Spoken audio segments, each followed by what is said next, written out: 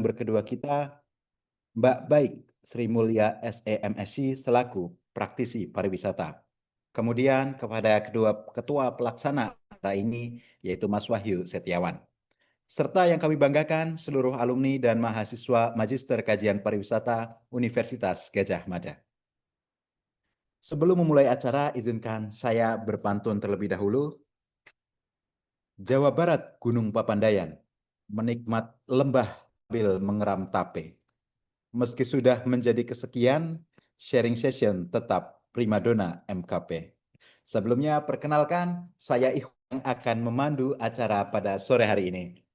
Senang sekali rasanya bisa berkesempatan bersua bertemu secara virtual dengan Bapak Ibu semuanya dan rekan-rekan sekalian dalam acara sharing session penelitian ilmiah tesis bagi alumni dan mahasiswa Magister Kajian Pariwisata UGM ke-5 di tahun 2020 ini, di mana program ini merupakan ajang silaturahmi antar mahasiswa, alumni sekaligus sharing session terkait permasalahan ilmiah di bidang keilmuan pariwisata, khususnya terkait penelitian tesis yang sudah dilakukan oleh para alumni MKP UGM. Acara ini tentu diharapkan juga dapat membuka wawasan dan menambah pengetahuan kita terkait dunia dan keilmuan pariwisata, khususnya buat rekan-rekan dan kakak-kakak yang saat ini mungkin mempersiapkan atau dalam proses penyusunan tesisnya. Baik Bapak Ibu dan rekan-rekan sekalian, demi kelancaran acara, izinkan saya membacakan beberapa tertib yang mungkin bisa diperhatikan terlebih dahulu. Yang pertama terkait format penamaan, ada dua format. Yang pertama bagi mahasiswa, alumni, maupun mahasiswa baru terkait nama, yaitu adalah nama underscore MKP dan tahun angkatan. Yang saya gunakan, nama underscore MKP 2025 untuk mahasiswa 2025 dan tahun lainnya untuk mahasiswa di tahun sebelumnya. Kemudian bagi teman-teman rekan-rekan semua yang dari eksternal bisa menggunakan nama underscore instansi, nama underscore Kemenpar atau Kemenkes dan lain sebagainya. Baik, tata tertib yang kedua adalah peserta dimohon untuk menggunakan virtual background yang telah ditentukan dan dipersiapkan oleh panitia yang bisa diakses melalui kolom chat ya rekan-rekan semua. Kemudian yang ketiga adalah teman-teman diperbolehkan untuk menyalakan kamera selama acara berlangsung, namun untuk fitur suara dimohon dalam keadaan mute sehingga kegiatan bisa berjalan dengan lancar kecuali jika nanti diberikan kesempatan untuk berbicara. Dan yang terakhir, dalam seminar ini nanti akan tersedia presensi di mana para peserta akan mendapatkan e-sertifikat sehingga dimohon untuk mengisi form presensi yang nanti akan dibagikan oleh panitia melalui kolom chat.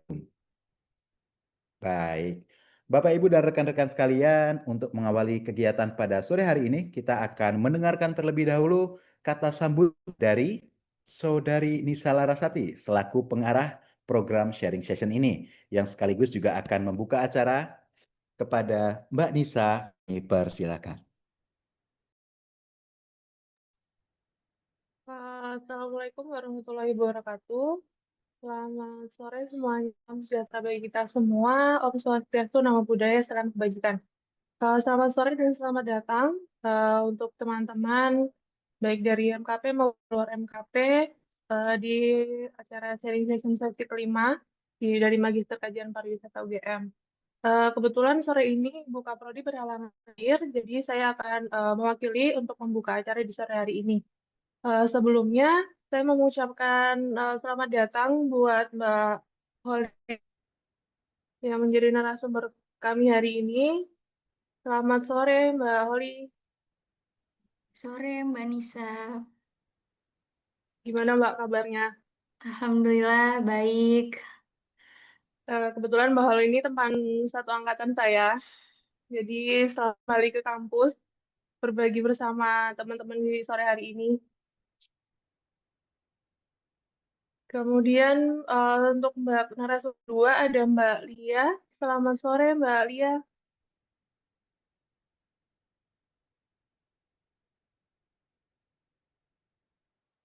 Iya, selamat sore semua. Terima kasih Mbak Lia sudah berkenan hadir dan berbagi ilmu bersama kami. Di sore hari ini, semoga kegiatan ini bisa memberikan insight baru bagi teman-teman tentang apa sih perempuan dalam berpartisipasi untuk pengembangan pariwisata. Nanti akan diulas oleh dua narasumber kita hari ini. Tanpa memperpanjang waktu lagi, acara sharing session ini saya buka. Selamat berdiskusi dan semoga sesi ini bisa membawa inspirasi dan semangat baru bagi pariwisata Indonesia. Terima kasih. Wassalamualaikum warahmatullahi wabarakatuh. Saya kembalikan ke Mas MC. Terima kasih sekali Mbak Nisa. Selanjutnya kita akan masuk ke acara inti sharing session hari ini dengan narasumber yang mana saya akan dibantu oleh moderator untuk memimpin sesi ini, yaitu Saudari Rismawati Bakri yang juga merupakan siswa MKP ya angkatan 2025. Tanpa perlu menunggu lama, mari kita sambut dengan aplaus yang meriah melalui emoticon atau biarkan tangan di depan kamera seperti ini. Kepada moderator kita hari ini, Saudari Risma, kami persilakan. Baik, terima kasih Mas Badar atas kesempatan yang diberikan kepada saya. Assalamualaikum warahmatullahi wabarakatuh dan selamat sore semuanya rekan-rekan yang berbahagia pada hari ini. Yang terhormat Ketua Program Studi MKP 2025 yang diwakili oleh Ketua Pengarah Webinar Sharing Session Ibu Nisa Larati, yang saya hormati para narasumber dan teman-teman lainnya yang berbahagia pada hari ini. Baik teman-teman, sebelum kita memulai webinar hari ini, saya akan membuka dengan pantun agar kita semua bisa seru-seruan bersama di webinar kali ini. Saya membutuhkan cakap dari teman-teman untuk mengetes mic teman-teman sekalian. Dan nanti pada saat sesi tanya jawab, kalian bisa menggunakan mic atau bisa memberikan pertanyaan melalui kolom chat. Naikkan ke alun-alun. Cakep. Terasa nyaman. Mari kita Cakep. webinar seru ini tentang perempuan hebat di dunia pariwisata zaman sekarang. Cakep. Yeay.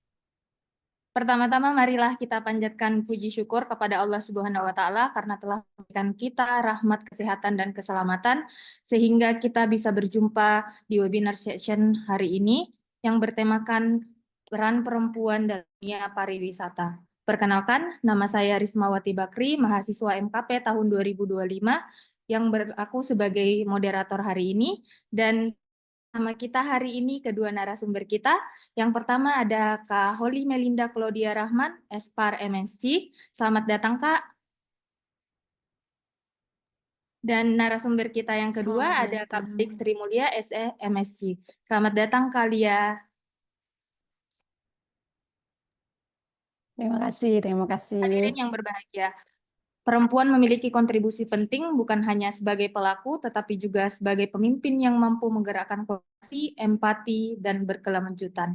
Melalui webinar ini, kita akan mengupas bagaimana perempuan mampu beradaptasi melalui organisasi, menghadapi dunia sosial budaya, tentang meneguhkan nilai-nilai humanis dalam kepemimpinan pariwisata. Semuanya akan dibahas oleh kedua narasumber kita yang telah hadir bersama kita hari ini. Nantinya akan ada dua sesi. Yang pertama adalah Kak Holly dan yang kedua adalah Kak Lia. Kedua narasumber akan memaparkan materinya selama kurang lebih 20 menit. Dan selama narasumber menyampaikan materinya diharapkan kepada rekan-rekan semua untuk menyaksikan dan menyimak secara seksama. Dan nantinya kami akan membuka sesi tanya jawab dan kami harapkan selama narasumber menyampaikan materinya dilarang untuk melakukan interupsi atau diharapkan semua mic-nya dalam keadaan mute. Setelah kedua narasumber menyampaikan materinya, nantinya kami akan membuka sesi jawab selama 20 menit. Bagi rekan-rekan semua yang ingin menanyakan, boleh mengajukan pertanyaan. Baik, rekan-rekan semua, tanpa berpanjang lebar lagi, mari kita sambut dengan hangat narasumber kita yang pertama, yaitu Kak Holly Melinda Claudia Rahman, MSc, yang akan menyampaikan materinya tentang kepemimpinan situasional dalam organisasi Women in Tourism Indonesia. Kak Holly merupakan angkatan tahun 2024 dan sekarang Kak menjabat sebagai Bendahara Subbagian Keuangan Dinas Pariwisata Kabupaten Lombok Timur. Sebelumnya dengan instansi yang sama, Kak Holly pernah menjabat sebagai analis objek wisata bidang destinasi dan industri. Itulah rangkuman singkat tentang Kak Holly.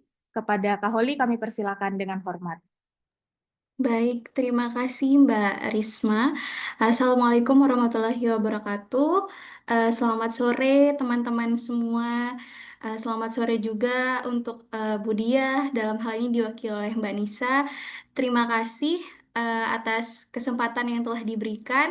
Selamat sore juga untuk Mbak Lia di sini, salah satu mentor terbaik ya setelah saya memasuki dunia kerja.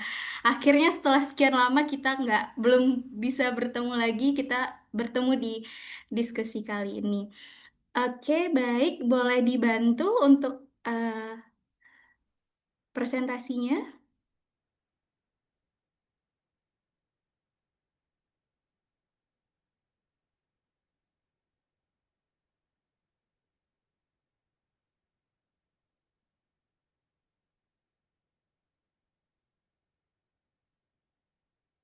Mohon ditunggu sebentar kali teman-teman panitia Baik, untuk presentasinya.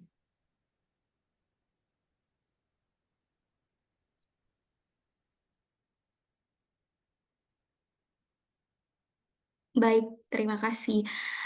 Sebelumnya ada sindrom ya, kayak setelah kita lulus ya, agak susah kembali untuk mendiskusikan tentang tesis ini ya, karena teringat beberapa pengalaman sebelumnya ya, pengalaman yang menyenangkan maupun tidak menyenangkan. Tapi it's okay. Di sini kita akan sharing bersama dan diskusi bersama ya, teman-teman. Baik, judul tesis saya yang saya angkat adalah Kepemimpinan Perempuan dalam Pariwisata. Dalam hal ini fokusnya adalah kajian kepemimpinan situasional pada organisasi Women in Tourism Indonesia. Next.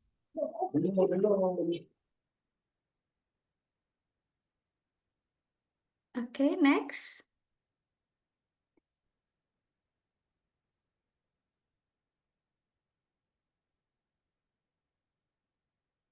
Oke, eh sedikit latar belakang dan gambaran umum tentang tesis yang saya angkat ini. Banyak sekali penelitian-penelitian terdahulu yang membahas bagaimana perempuan itu pada tingkat organisasi susah ya menduduki jabatan tertinggi atau jabatan manajerial. Perempuan itu cenderung menduduki jabatan-jabatan seperti staf ya kalau di eh, bagian organisasi seperti pemerintahan maupun swasta seperti itu. Laki-laki masih dianggap menjadi pemimpin yang ideal karena secara fisik maupun mental laki-laki itu lebih tinggi daripada wanita atau perempuan seperti itu. Padahal menurut penelitian yang lain tidak seperti itu. Baik perempuan maupun laki-laki memiliki kemampuan yang sama dalam memimpin seperti itu. Sehingga pada saat saya mencari penelitian tentang kepemimpinan perempuan dalam pariwisata pun mendapati tantangan ya karena belum banyak yang membahas pada waktu itu bagaimana keterlibatan perempuan atau perempuan sebagai pemimpin di sektor pariwisata. Kemudian kita juga tahu bahwa pariwisata ini merupakan sektor yang dinamis ya terhadap berbagai isu. Sektor pariwisata sangat rentan dengan isu keamanan, kemudian bencana alam, kemudian pandemi ya salah satunya. Nah, kalau kita melihat atau berkaca kembali di pandemi COVID-19 tahun 2020 seperti itu, banyak sekali organisasi yang tumbang. Salah satunya organisasi di kepariwisataan. Sekitar 70% organisasi kepariwisataan pada saat itu belum mampu untuk melakukan penyesuaian secara cepat eh, di tengah kondisi atau krisis yang dialami pada waktu itu. Kemudian organisasi kepariwisataan juga mengalami tantangan yang besar mengenai bagaimana cara mereka untuk beradaptasi. Namun di tengah krisis pada saat pandemi ada fenomena unik. Salah satu organisasi atau NGO yang baru berdiri justru mampu memanfaatkan ya situasi pandemi pada saat itu di mana semua orang beralih menggunakan media online seperti itu. Nah, organisasi ini adalah Women in Tourism Indonesia seperti itu di mana justru menurut observasi yang saya lakukan, menurut pengamatan saya, WTID justru membangun dan berkiprah itu justru pada saat COVID-19 seperti itu. Nah, fenomena unik ini di mana ketika organisasi kepariwisataan justru banyak yang susah untuk beradaptasi, WTID mampu untuk berdiri dan memulai organisasinya seperti itu. Karena hitungannya pada tahun 2020 WTID itu baru berusia 1 tahun ya, karena WTID berdiri di tahun 2019. Oke, penelitian ini tergolong penelitian kualitatif ya, menggunakan pendekatan kualitatif dengan analisis data melewati 3 proses, reduksi data, kemudian ada penyajian data, dan penarikan kesimpulan. Kemudian dilakukan juga untuk keabsahan data melalui triangulasi sumber, yakni memeriksa data-data yang didapatkan dari para informan yang diperoleh dari para informan untuk mencocokkan data informan satu dengan yang lainnya. Kemudian di sini total ada 9 informan, 6 orang anggota WTID dari 6 program, kemudian ada 2 co-founder yang kita sebut di sini sebagai inisial saja, ada ARM dan LCL, dan 1 pembina dari organisasi WTID itu sendiri. Kemudian sekilas tentang WTID, berdiri di tahun 2019 dengan base di Yogyakarta. Visi dari WTID sendiri yaitu mewujudkan kesetaraan gender yang sejalan dengan 3 tujuan SDGs ya, yaitu pencapaian pendidikan yang adil, kemudian pengerusamaan gender, dan pertumbuhan ekonomi yang berkeadilan di sektor pariwisata. Oke, eh, pada penelitian ini fokus peneliti ada di 6 program WTID tadi. Nah, 2 pemimpin di WTID ini dipimpin oleh 2 pemimpin, yang mana 2 pemimpin di sini kita sebut sebagai co-founder. Jadi di WTID tidak ada founder atau co-founder, jadi langsung 2 co-founder, yang mana tadi kita sebutkan inisialnya ARM dan LCL. Nah, masing-masing co-founder atau pemimpin di WTID ini memimpin 3 program. ARM memimpin di ada WTID Pedia, WTID Recognition, dan WTID Camp seperti itu. Next. Oke, nah program-program yang saya maksud tadi 6 di antaranya itu ada WTID Talk, kemudian WTID Camp, ada WTID Pride, Discuss, dan WTID Pedia. Nah, 4 dari program ini di antaranya adalah program berbasis web post seperti itu, yang mana banyak mengulik tentang kisah-kisah atau cerita dari perempuan-perempuan inspiratif sampai dengan teman-teman komunitas akar rumput yang ada di berbagai daerah di Indonesia. Nah, salah satu program WTID juga yang diapresiasi oleh Pak Sandiaga Uno pada waktu itu adalah WTID Camp seperti itu. Next. Oke, baik, karena sebetulnya ketika berbicara tentang kepemimpinan yang berbasis situasi, itu banyak sekali teorinya. Namun, saya memilih di sini adalah teori dari Hersey dan Blanchard, yakni teori kepemimpinan situasional. Kenapa saya memilih teori kepemimpinan situasional sebagai teori utama? Karena hasil observasi saya di WTID, karena kebetulan pada tahun 2020 sampai 2023 saya pernah terlibat aktif di sana. Pemimpin kami di sana atau co-founder memang menyesuaikan gaya kepemimpinan yang dia gunakan. Jadi treatment atau pendekatan masing-masing pemimpin itu tidak sama ke masing-masing anggotanya. Seperti itu, dan itu yang membuat mengapa saya mengambil menggunakan teori kepemimpinan situasional sebagai teori utama. Nah, teori kepemimpinan situasional ini, ketika kita berbicara tentang kepemimpinan situasional, maka gaya kepemimpinan ini tidak hanya menitik beratkan pada POV pemimpin, pada kemampuan pemimpin saja, tetapi juga melihat bagaimana kesiapan anggota. Karena pada dasarnya pemimpin akan kembali lagi memimpin anggota organisasi sehingga program-program organisasi dapat berjalan dengan lancar seperti itu. Nah, kesiapan anggota sendiri itu dititik beratkan dalam dua hal, yaitu ada kemauan dan kemampuan. Job maturity itu berkaitan dengan kemampuan anggota dalam melaksanakan tugas-tugas pada program organisasi. Kemudian ada psychological maturity, yaitu kemauan anggota atau motivasi anggota dalam melaksanakan tugas. Next.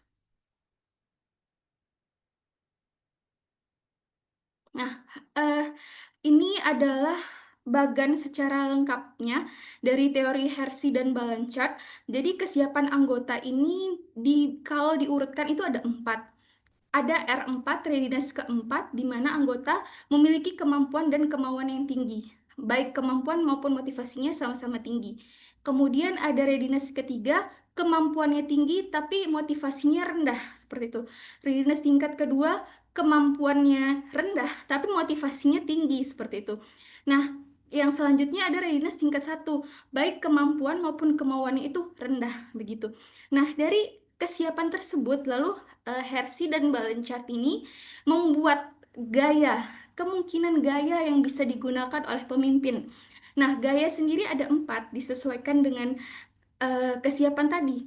S1 atau style 1 itu ada telling, di mana di sini pemimpin telling ini cocok untuk ideal untuk anggota dengan tingkat kesiapan yang rendah, di mana high test artinya pemimpin di sini memberikan banyak sekali arahan kepada anggota sehingga dia tahu apa tugas dia, bagaimana cara mengerjakannya dan lain sebagainya.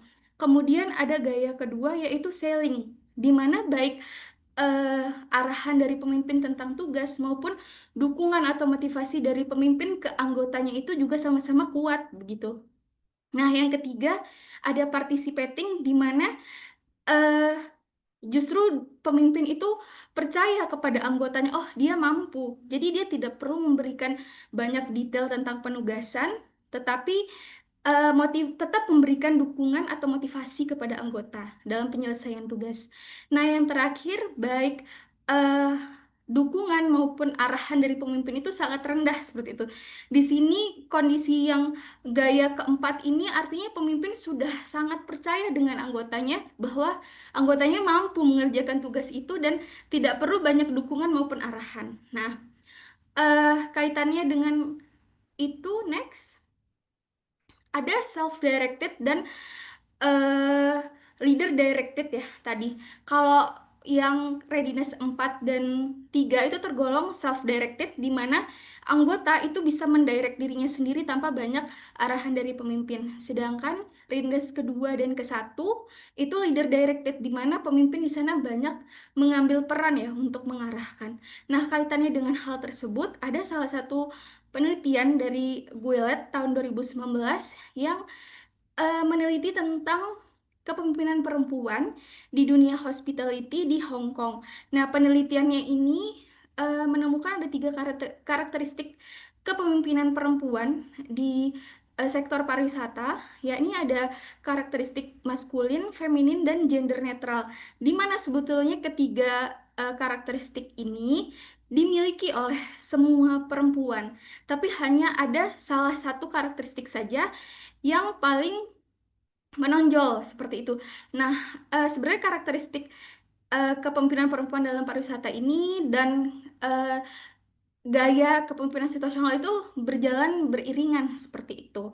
Di sini ada korelasinya, di mana misal participating itu sesuai dengan gender netral, kemudian telling sesuai dengan maskulin dan selanjutnya.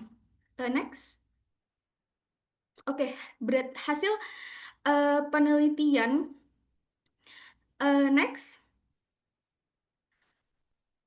Hasil penelitian tentang kesiapan anggota pada penelitian ini ternyata berbeda-beda, meskipun dominan anggota di WTID pada 6 program tersebut memiliki kesiapan yang tinggi, di mana kemampuan maupun motivasi mereka itu tinggi dalam mengerjakan tugas.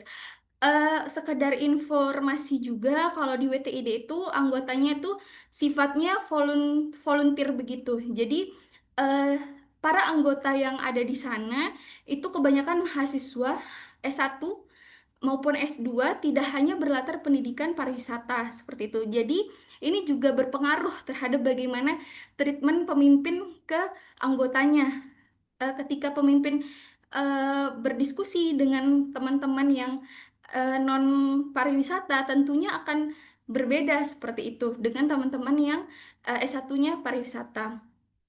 Nah, salah satu di sini ada yang menarik. eh Salah satu anggota, yakni pada program WTEDP dia itu memiliki kesiapannya sedang. Nah, contohnya di sini kesiapan sedang tuh seperti apa? Jadi dia memiliki kemampuan yang tinggi. Kalau misalkan dikaitkan dengan tadi, dia ada di posisi R3, kemampuannya tinggi tapi motivasinya sering naik turun. Jadi WTIDP dia ini program membuat ulasan atau penelitian terbaru tentang di dunia pariwisata seperti itu. Jadi dia menurut hasil wawancara dia seringkali stuck di sana. Kayak nggak dapat ide untuk mau nulis apa nih selanjutnya. Padahal untuk secara kemampuan menulis dia sangat mampu sehingga dia banyak berdiskusi dengan pemimpin pada program tersebut, yakni salah satunya adalah HRM.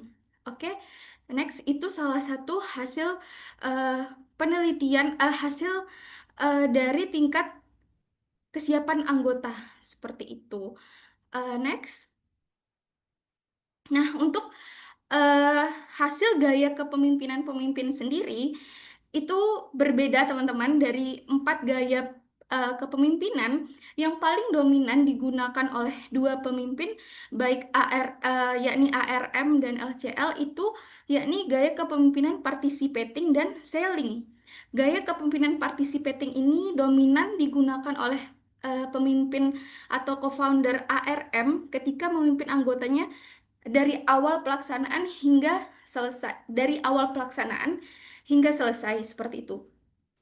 Gaya kepemimpinan participating ini di mana pemimpin itu cenderung memberikan arahan yang tidak terlalu banyak ke tidak intens kepada anggotanya, dia hanya memberikan briefing di awal proyek saja. Nah, sisanya setelahnya dalam prosesnya pemimpin itu percaya bahwa anggotanya mampu untuk menjalankan hal tersebut seperti itu. Nah, sedangkan gaya kepemimpinan selling itu dominan eh, diimplementasikan oleh pemimpin LCL, di mana beliau baik dari segi arahan maupun dukungan itu tetap intens kepada anggotanya. Nah, menariknya di sini, kenapa ARM itu cenderung participating, sedangkan pemimpin LCL itu selling, itu juga berpengaruh dari jenis program yang mereka pimpin. Kalau LCL ini lebih ke program-program yang web post atau media post seperti itu, di mana tricky jarak deadline antara postingan satu dengan yang lainnya itu cukup tricky seperti itu. Jadi dia tidak bisa memberikan keleluasaan yang penuh terhadap anggotanya ketika timeline itu semakin dekat seperti itu. eh, Banyak proses-proses yang harus dilalui pada setiap program web post tersebut. Jadi dia tetap memonitor anggotanya melalui Google Docs yang di-sharing, kemudian desain Canva dan lain sebagainya. Karena untuk bisa menulis dari WTD Pride Recognition tersebut itu butuh wawancara terlebih dahulu dengan berbagai narasumber, kemudian hasil wawancara tersebut diolah kembali dan harus dicek kembali sebelum menjadi web post maupun media sosial seperti itu. Jadi itu yang membuat LCL ini menggunakan gaya kepemimpinan selling yang paling dominan. Kemudian di WTID sendiri menariknya baik keduanya ARM maupun LCL tidak menggunakan gaya kepemimpinan telling. Jadi ini juga dipengaruhi oleh mereka yang selalu memberikan dukungan atau motivasi kepada anggotanya. Meskipun ARM itu tipikal pemimpin yang memberikan keleluasaan kepada anggota dalam mengerjakan tugas, tapi dia tetap memberikan motivasi, dukungan, menanyakan juga tidak hanya sekedar dalam yang berkait dengan penugasan seperti itu. Jadi keduanya itu memang tetap untuk dukungan itu pasti diberikan oleh pemimpin begitu ke masing-masing anggotanya. Next. Nah, dari hasil penelitian tersebut, jadi untuk gaya kepemimpinannya tadi bisa disesuaikan. ARM itu cenderung menggunakan gaya participating, yang mana kalau dalam karakteristik eh, kepemimpinan perempuan dalam pariwisata, ARM itu cenderung yang paling menonjol itu gender netral. Sedangkan pemimpin LCL yang paling menonjol adalah selling, yang mana itu karakteristik maskulin seperti itu. Jadi dua pemimpin pada organisasi yang bergerak di bidang perempuan dan pariwisata, gaya kepemimpinan mereka pun berbeda seperti itu. Karakteristik kepemimpinan mereka pun berbeda seperti itu, teman-teman. Oke, next. Ya, sebetulnya tadi itu sudah masuk ke kesimpulan kita ya, teman-teman.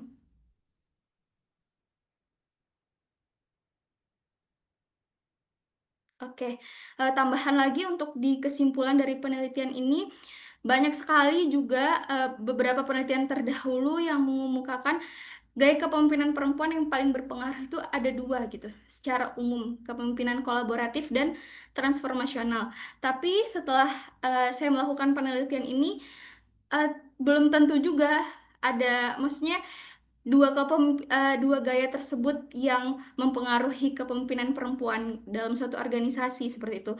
Nah, khususnya di pariwisata, yang memiliki pengaruh yang besar juga adalah kepemimpinan perempuan, yakni gaya kepemimpinan situasional. Tapi perlu diingat lagi dan disclaimer, seperti slide sebelumnya di awal, bahwa ini penelitian kualitatif yang mana satu teori yang sama tidak akan eh, memiliki hasil yang sama ketika diimplementasikan pada organisasi yang berbeda.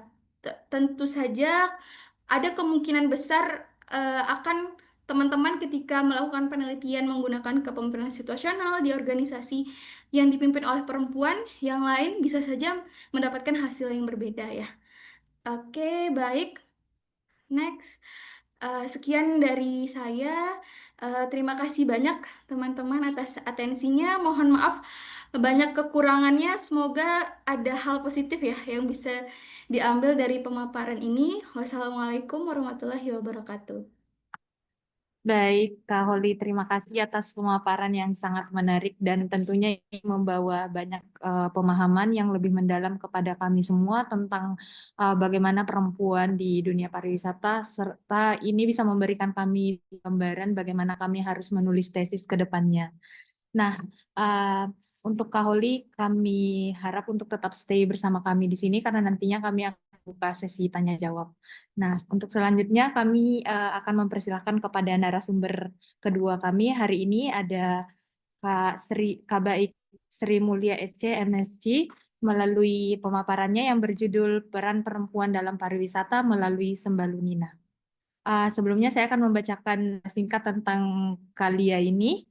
Kalia merupakan lulusan S2 Monash Australia tahun 2019 dengan jurusan Environment dan Sustainability dan sekarang menjabat sebagai tim ahli rencana pengembangan kawasan pedesaan Kabupaten Lombok Timur.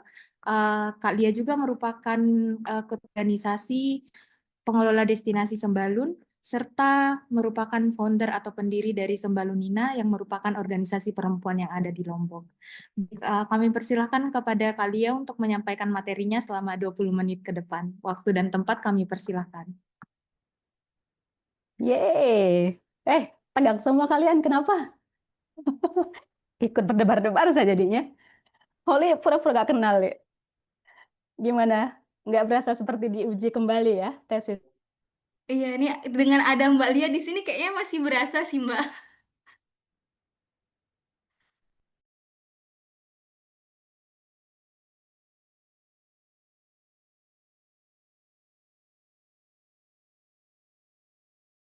Mohon maaf ya untuk mic-nya masih dalam keadaan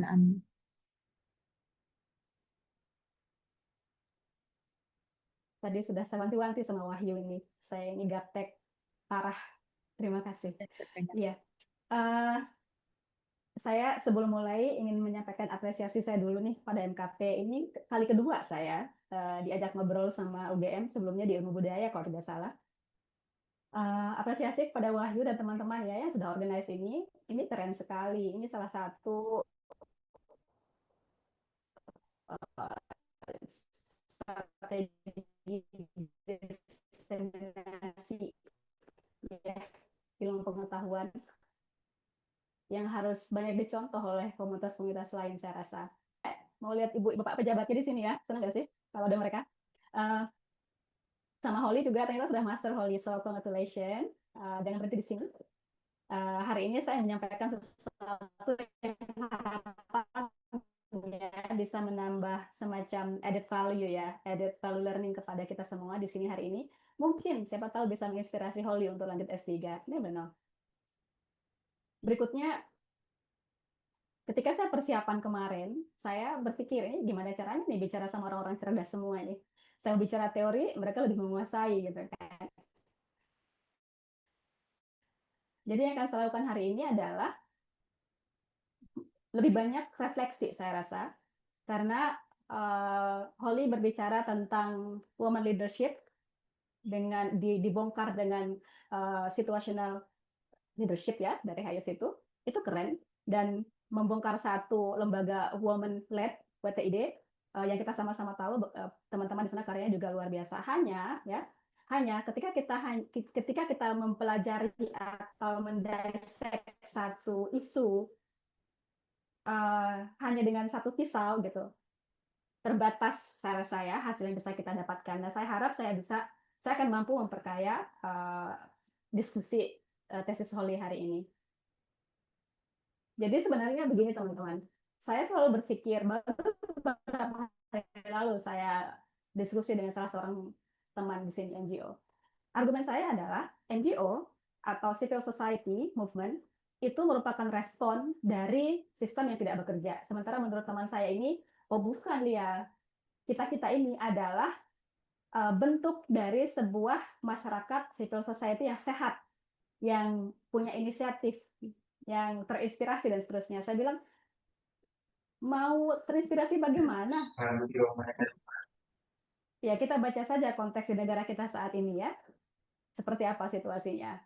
Carut marut. Saya rasa semua di sini yang melek politik pasti tahu seperti apa kerusakan struktural yang terjadi beberapa tahun terakhir ini. Nah, saya melihat bahwa WTID dan kami Sembalungina merespon keadaan itu. Artinya, semakin banyak pergerakan civil society, berarti sistem semakin tidak bekerja dong. Itu argumen saya ya, itu hipotesa berpikir saya. Apalagi kalau kita lihat hal-hal yang kita kerjakan nih oleh teman-teman NGO ini sebagian besar adalah hal yang sifatnya sangat basic. Apalagi kami yang kerja di kampung. Kalau WTID kan udah mereka bekerja di level strategis. Nanti kita bedah lebih jauh. Ya, ini Holly, sekali lagi selamat deh. Ini saya belajar lagi loh. Saya tidak pernah mendengar tentang kepemimpinan situasional. So I have to learn thanks to you. Dan melihat berusaha mencerna dalam waktu singkat bagaimana situasi tertentu membutuhkan gaya kepemimpinan tertentu. Tapi saya melihat situasi yang dilihat di dalam teori ini hanya situasi kondisi dari anggota. Ya, apa yang kita kehilangan di sini? What are we missing gitu kan? Konteks saya lihat kita kehilangan konteks karena tanpa konteks kita akan terjebak menjadi pemimpin-pemimpin yang sifatnya mekanistik. Itu. So, kita perluas lagi tadi situasi itu tidak hanya situasi dari pemimpin, tidak hanya merespon dari situasi atau kondisi kesiapan dan willingness dari anggota. Saya ingin menawarkan pada forum ini untuk memperluas konteks itu. Ya, oke. Next slide. Ini kenapa konteks penting? Ya, ini beberapa pertanyaan yang ingin saya gunakan untuk memantik ya. Apakah kepemimpinan perempuan bisa dinilai dengan ukuran yang sama dengan kepemimpinan laki-laki? Karena ternyata kalian lihat deh dari kecil kalau kita lihat ada yang gantung-gantung poster atau foto di tembok itu ya kalau tidak apa namanya, inventor laki-laki gitu kan, pemimpin laki-laki, pemimpin agama laki-laki, presiden seperti laki-laki dan seterusnya. Jadi kita dikelilingi oleh banyak sekali tokoh-tokoh laki-laki yang membangun narasi-narasi yang merepresentasikan pemikiran laki-laki. Gitu. Pertanyaannya, bagaimana perempuan kemudian dituntut untuk memimpin di dunia yang didesain oleh laki-laki, ya, gitu. Dan saya melihat teori Hersey ini pun akhirnya mau tidak mau merupakan turunan dari epistemik itu, cara berpikir itu, karena tidak mengatakan bahwa teori ini tidak keren dong, jelas, tapi memang penggunaannya sebatas untuk menilai kinerja atau menilai project management, ya kalau tidak salah, jadi menilai kegiatan-kegiatan. Nah, saya ingin di sini kita nanti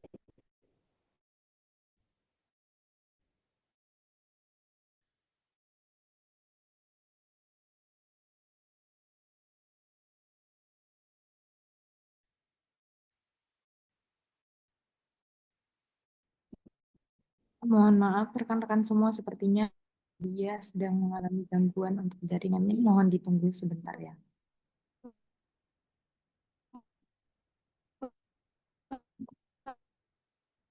Alia, apakah sudah?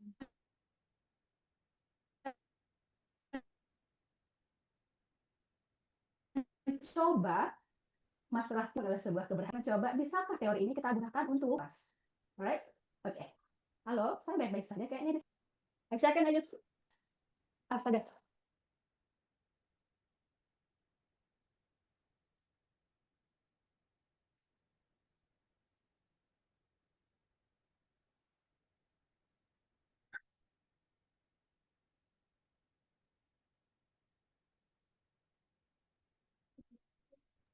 Halo, apakah sudah oke? Ya, suaranya sudah terdengar. Iya, itu tadi ya ada bocil ke sini ngambil HP. Padahal saya kerjanya pakai hotspot dari HP. Begitulah. Ya, sorry. Oke, next. Tadi sampai mana ya saya ya? Lupa saya. Kapan saya menghilang? Ya, apa perlu saya ulang slide yang kedua ini? Sudah sampai di konteks, Kak. Oke. Ya. Lalu kenapa konteks menjadi penting? Ya, karena tanpa konteks kita tidak akan mampu memahami bagaimana evolusi ya perjalanan sejarah kepemimpinan perempuan itu. Banyak dari kita, se-aware apapun, setinggi apapun pendidikan kita, masih banyak terjebak di dalam internalized patriarki. Internalized patriarki itu artinya kita sudah memang dibentuk, dibesarkan, dimold nih cara berpikir kita oleh lingkungan dan parenting yang memang sangat patriarkis, mau tidak mau itu harus kita akui bersama.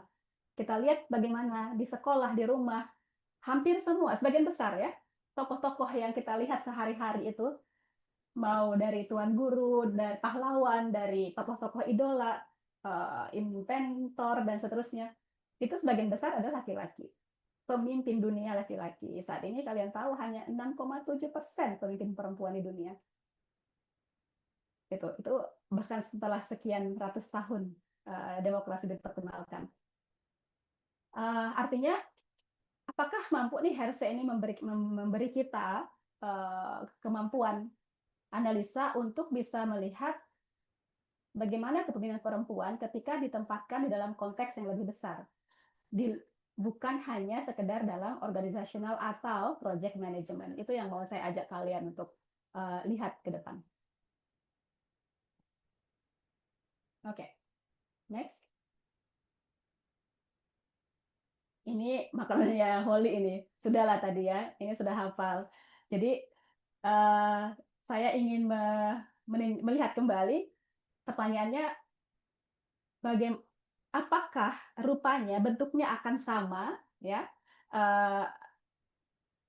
telling dan apa tadi satu lagi, kepemimpinannya WTI apakah akan sama dia bentuknya ketika dia ditempatkan di konteks yang lebih besar.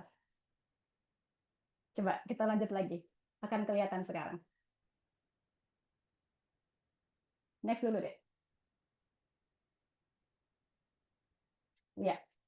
Nah, Ini saya rasa, saya nggak tahu apakah ada di tesis Holly membahas secara spesifik ya, konteks-konteks semacam ini konteks yang sangat-sangat besar sekali nih, sosial budaya, struktur, dan seterusnya. Hanya saya lebih ingin, karena kita banyak perempuan di sini dan laki-laki yang ada di sini laki-laki baru, selamat pada kalian, proud feminist. Saya ingin menyederhanakan ya, bahwa konteks yang ada pada pemimpin perempuan itu bisa dibagi menjadi 3 tuh.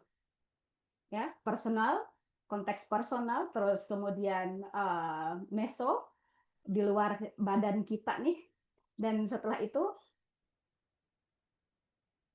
konteks makronya ya.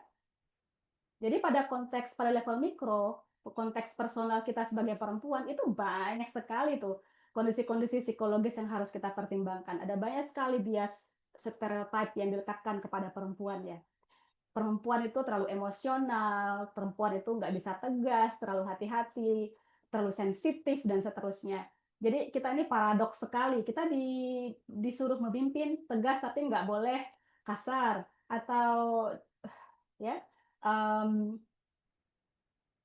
apa bahasa itu, oksimoron gitu, tegas dalam kelembutannya begitu kan. Jadi banyak sekali prasyaratnya ketika perempuan itu memimpin. Lalu di level meso apa saja di sana? Misalnya double standard dalam pengukuran kinerja. Karena lagi-lagi indikator-indikator yang digunakan untuk mengukur kinerja pemimpin itu diderive ya, turunan dari epistemologi, sumber epistemiknya itu adalah pemimpin maskulin tadi itu diukurnya apa? Efisiensi, diukur dengan otoritarian seringkali ya, dengan apalagi profesionalisme dan seterusnya. Dan ketika perempuan memimpin dan tidak memenuhi gaya standar yang tadi itu, maka dikatakan kita ini tidak mampu. Padahal kalau misalnya laki-laki yang gagal dalam mengerjakan tugas, kata temannya, oh iya dia belum berpengalaman. Tapi kalau perempuan yang gagal katanya tidak mampu begitu. Jadi double standard. Seringkali juga ketika laki-laki yang bekerja hasilnya dilihat oh bagus atau tidak, tapi kalau perempuan dari prosesnya semua dinilai ya. Ini jadi jauh lebih ribet nih kalau perempuan sudah mengambil posisi kepemimpinan. Lalu di level makro ada apa lagi sekarang? Ada begitu banyak bias ya yang tertanam. Misalnya pertanyaan kenapa sampai sekarang ini kuota 30% tidak pernah tercapai di parlemen kita. Tertinggi itu kalau tidak salah tahun 2024 ya ada 22%. Kenapa? Bayangkan di Indonesia tuh nggak mampu tuh sampai 30%. Di Meksiko kalau nggak salah sekarang itu sudah 50-50 dia laki-laki perempuan di parlemennya. Kenapa kita belum bisa sampai sana ya? Jadi ini ada di challenges juga di level makro. Kemudian ada lagi satu stereotip level di makro itu harapan bahwa perempuan itu lebih bersih dari laki-laki, lebih bermoral dari laki-laki. Jadi ketika laki-laki yang korupsi, ala biasa itu gitu kan. Tapi kalau sudah perempuan yang korupsi, luar biasa. Ini. Jadi ketika ekspektasi itu lebih tinggi, maka kekecewaan juga akan lebih dalam. Dan ini terjadi kepada pemimpin-pemimpin perempuan. Ya. Dan masih banyak lagi, tapi kita lanjutkan dulu. Berikutnya.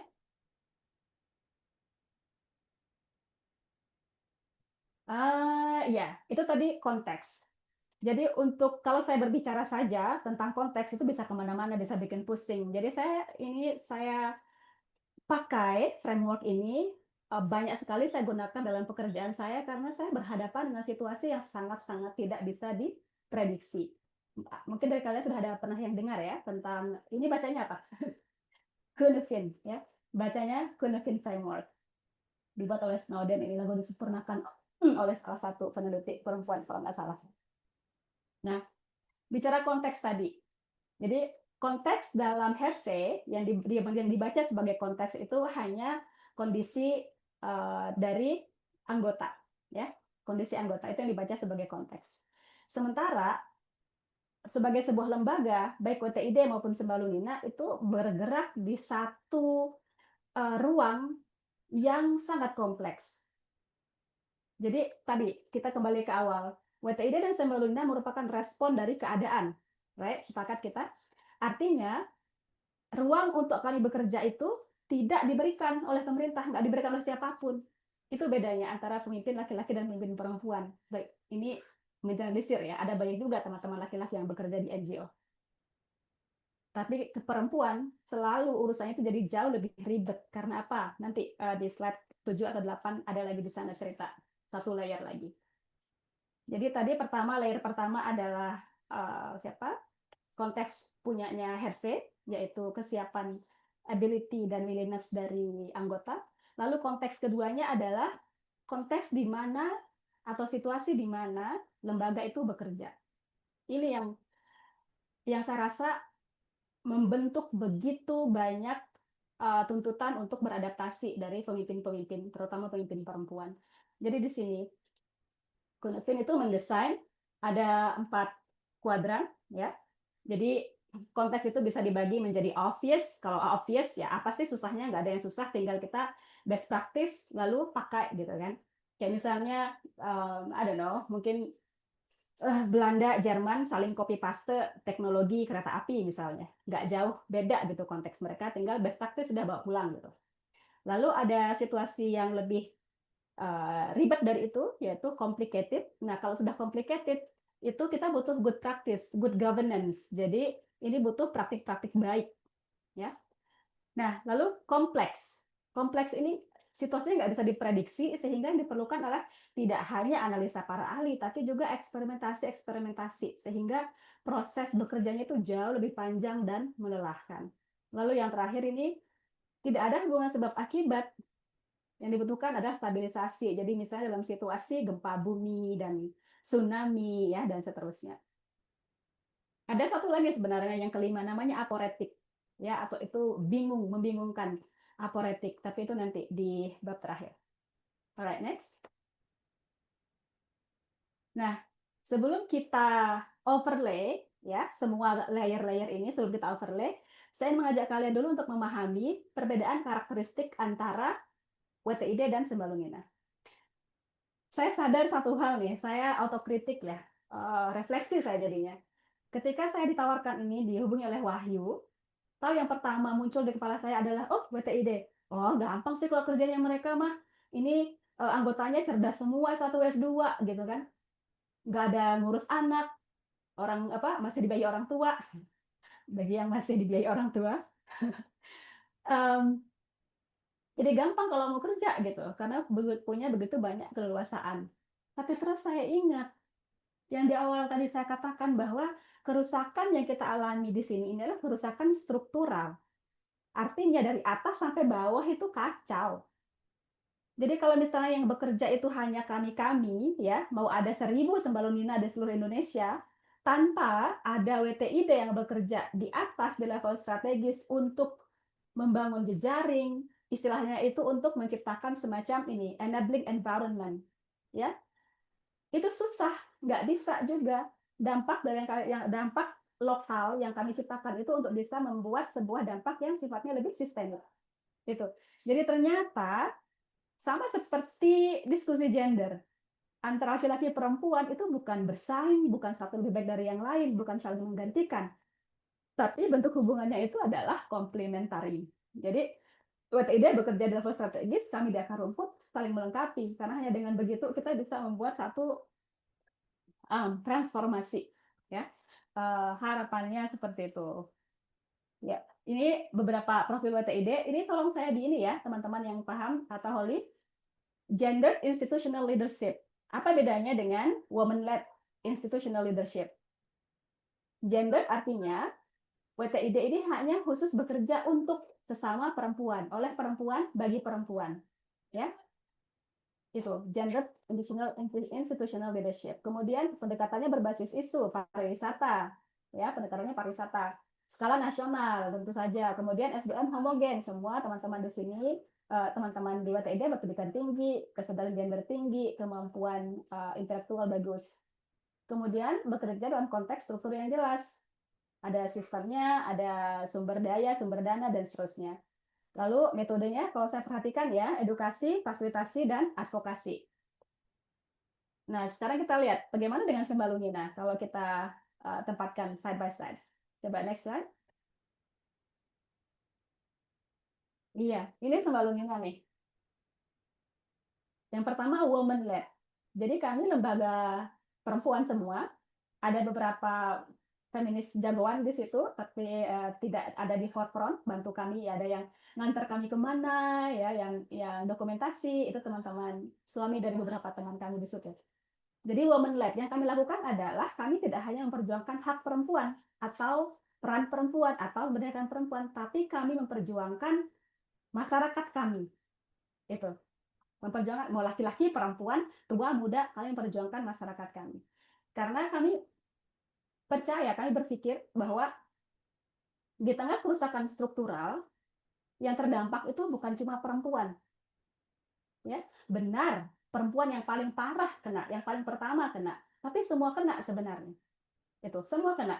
Jadi kami melihat perubahan kerusakan struktural itulah, bayangkan, saya di forum Kapan Hari saya bilang saya lebih relate ya dengan porter Rinjani, laki-laki yang masak di Rinjani itu, saya lebih banyak punya kasus isu yang sama dengan dia daripada saya dengan wakil gubernur saya yang perempuan.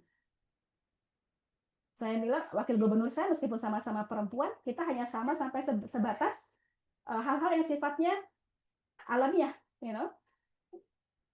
punya semua karakteristik keperempuanan. Tapi kalau sudah menyangkut kehidupan, masalah kehidupan, aspirasi segala macam, saya lebih dekat dengan orang laki-laki yang berbeda gender di kampung saya.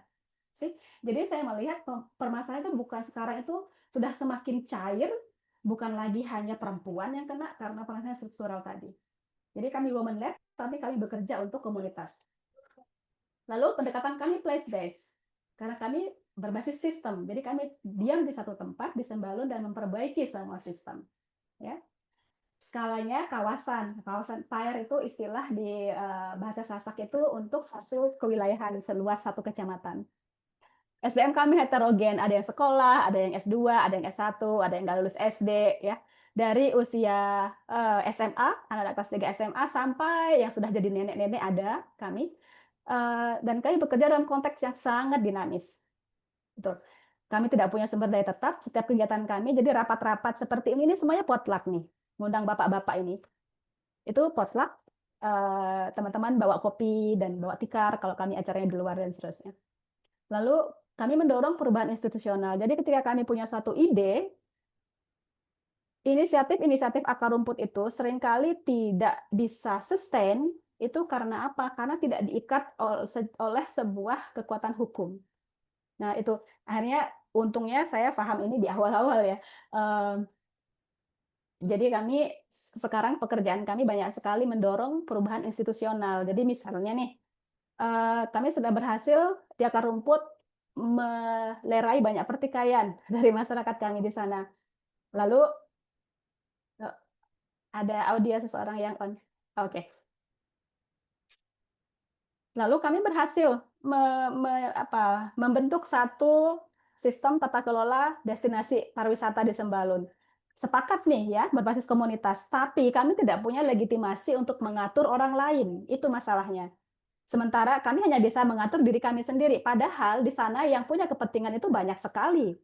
Kami masyarakat berkepentingan, lalu investor berkepentingan, right? Pemerintah, NGO segala macam. Nah, bagaimana kami mengatur orang yang datang ke tempat kami dan berbagi ruang dengan kami, berbagi sumber daya dengan kami, begitu. Jadi kami membutuhkan legitimasi. Nah, untuk mendapat legitimasi itulah kami mendorong untuk adanya perubahan institusional yang akhirnya melahirkan DMO. Lalu metode kami sama, sampai 3 ini, edukasi, fasilitasi, advokasi. Tapi ya ada saatnya ketika, oke 5 menit lagi, ketika tidak cukup di situ, ternyata butuh satu level lagi, kita harus up dia ke aktivisme.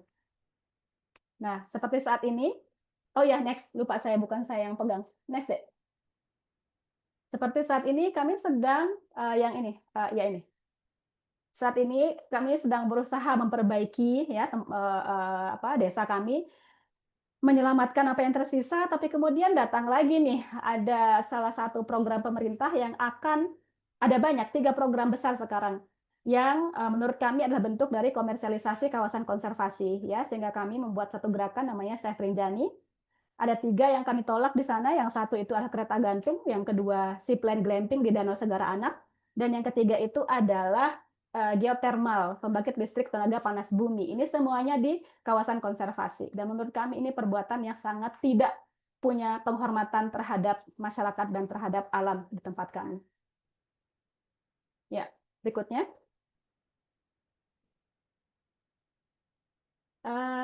Sebelum ini ada nggak? Oh ya, oke. Next. Nah, ini sekarang layer kedua. Tadi kita udah layer-layer yang ini, sekarang layer kedua. Saya menempatkan ya situation leadership punyanya Hayes di vertikal dan Cynefin framework-nya di horizontal. Kita lihat area di mana WTID berada, ya kan? Berada di ini gaya ini ya, namanya ya, Holly. Jadi WTID dengan semua sumber dayanya, dengan karakteristiknya yang tadi, itu berada di area di mana anggotanya itu punya kemampuan dan kemauan yang tinggi. Lalu pemimpin-pemimpinnya, project manajernya, itu bisa dengan bebas bergerak karena punya sumber daya, punya jalur organisasi yang jelas, jalur komunikasi yang jelas, dan seterusnya. Jadi lebih ke turun naik tangga begitu cara kerjanya. Nah, sementara kami ini karena WTID bergerak menurut menurut Cynefin, WTID bergerak di area complicated ya, yang membutuhkan ada penilaian ahli di situ, tapi tinggal mengerjakan hal yang sifatnya good practice. Sementara kami karena bekerja di kampung dengan karakteristik seperti tadi, kami bergerak di area kompleks dan chaos. Artinya di situ ada hal-hal juga yang sifatnya complicated, beberapa tapi tidak banyak. Selebihnya itu sifatnya kompleks dan chaos, sehingga kalau WTID itu naik turun tangga, kami itu lebih seperti menari bolak-balik gitu. Sangat-sangat situasional. Karena kepemimpinan kami di sini sifatnya itu kolektif, seperti tadi, dan transformasional ya, Holly. Bahasanya,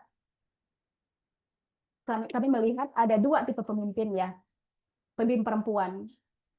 Mereka, pemimpin-pemimpin perempuan yang masuk ke kekuasaan, dan menjadi bagian darinya, dari sistem itu, begitu ya. Ya ini bisa kita lihat bagaimana pemimpin politisi perempuan kita yang diberikan ruang untuk memimpin, tapi akhirnya menjadi bagian dari sistem yang rusak itu.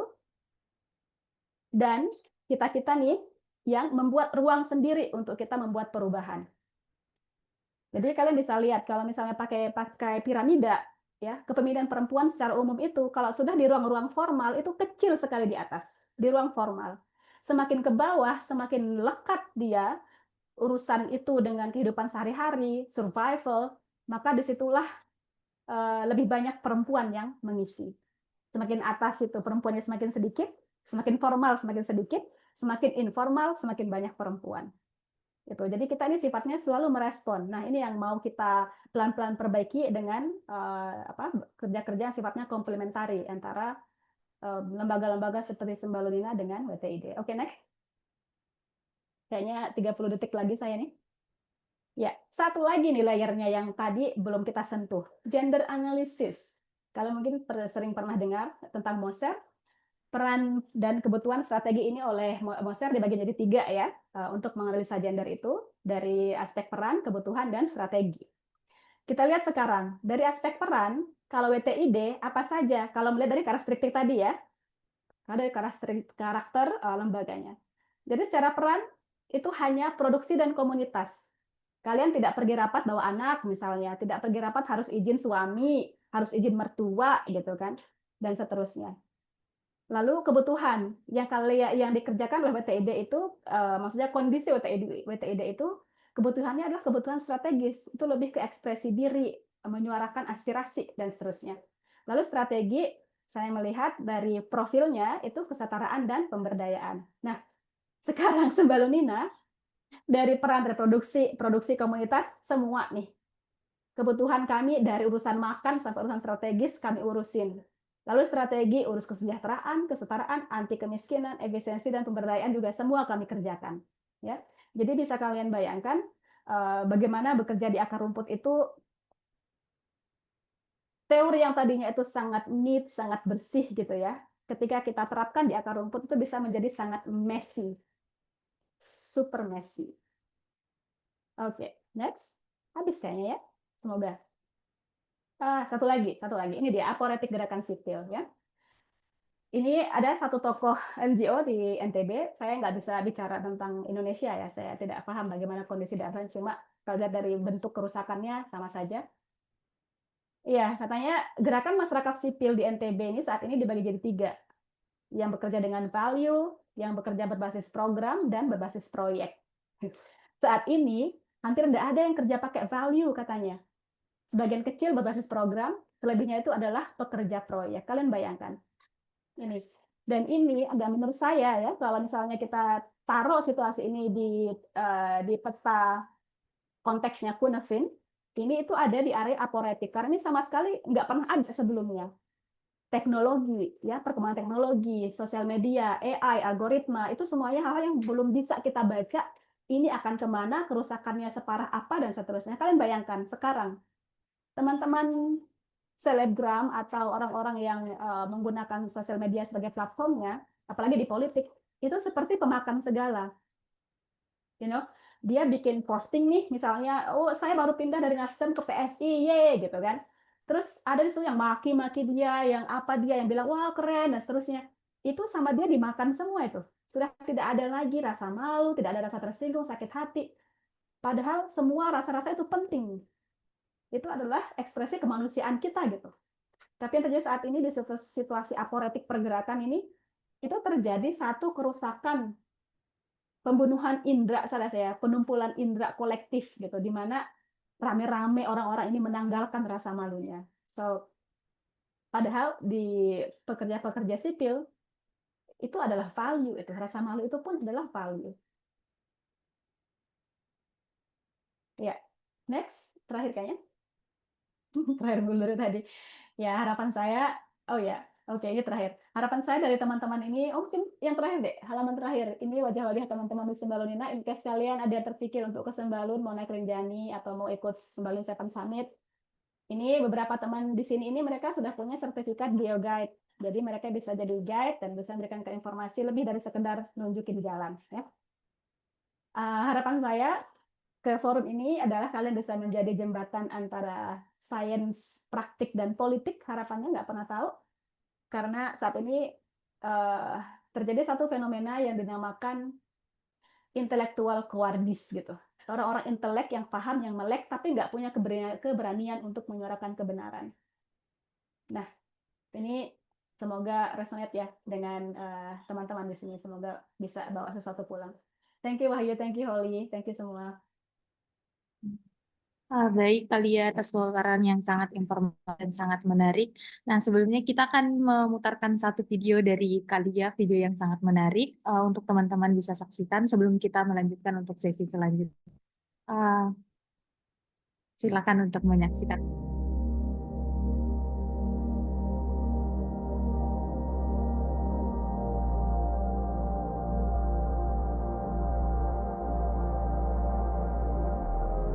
Jadi Gunung Rinjani ini adalah sumber kehidupan bagi masyarakat Sembalun. Gunung ini dianggap suci. Saking sucinya itu, banyak orang dulu mengatakan bahwa Rinjani itu adalah serambinya Mekah.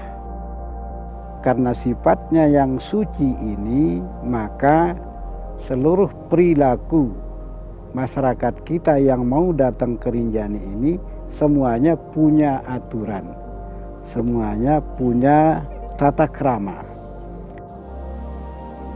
Masyarakat kita, terutama generasi-generasi tua dulu itu sangat khawatir kalau misalnya apa yang menjadi kearifan lokal sikap masyarakat kita terhadap Rinjani itu tidak bisa dipertahankan. Antara masyarakat Sembalun dan Rinjani itu saling memahami lewat gejala-gejala alam yang muncul dengan sendirinya.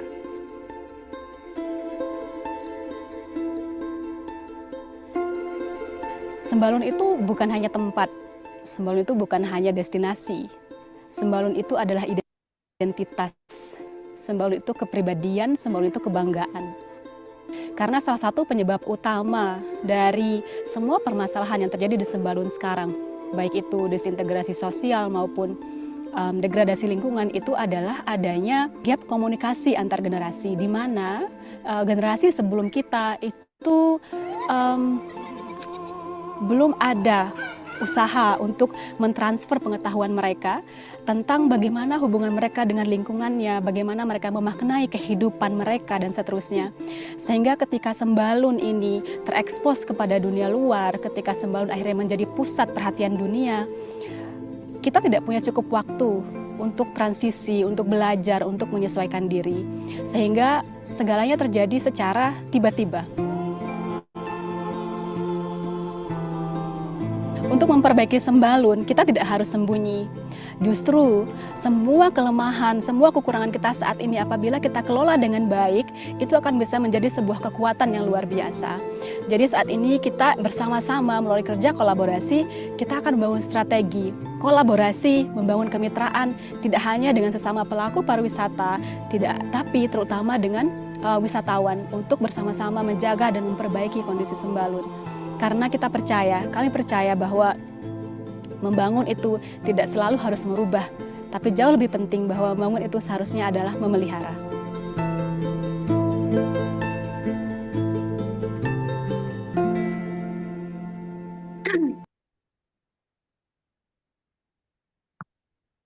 Baik teman-teman, video tersebut merupakan satu penutup dari pemaparan kalian. Selanjutnya akan memasuki sesi tanya jawab. Namun sebelum kita memasuki sesi tersebut, kami dari panitia menyiapkan sedikit hiburan bagi teman, ice breaking. Nah, ice breakingnya ini akan dipandu oleh Kak Malpa. Kepada Kak Malpa kami persilahkan. Oke, terima kasih Riri atas waktunya. Halo teman-teman semua, kenalin aku Malva yang akan memandu teman-teman di sesi ice breaking hari ini. Oke, kan teman-teman sudah mendengarkan ya pemaparan dari para pembicara yang sangat menarik dan insightful. Nah, kalau teman-teman yang dengerin, aku mau kasih teman nih kuis tentang materi-materi yang sudah disampaikan oleh para pembicara. Namun sebelumnya, aku mau minta tolong kepada teman-teman semua buat share guys teman-teman, bisa mungkin pakai handphone atau pakai apapun yang ada di sekitar teman-teman, karena di sini kita bakal main kuisnya itu di Kahoot ya teman-teman.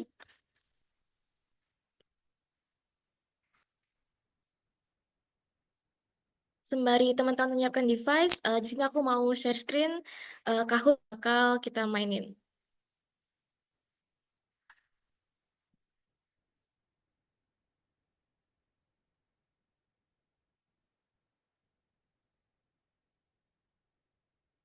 Oke, jadi buat teman-teman yang udah nyiapin device-nya nih, bisa aja langsung join di Kahoot dengan PIN 5841946 atau langsung aja scan barcode-nya di layar ya, teman. Atau bisa juga nanti lewat link yang udah dikirimin sama teman aku di chat Zoom ya.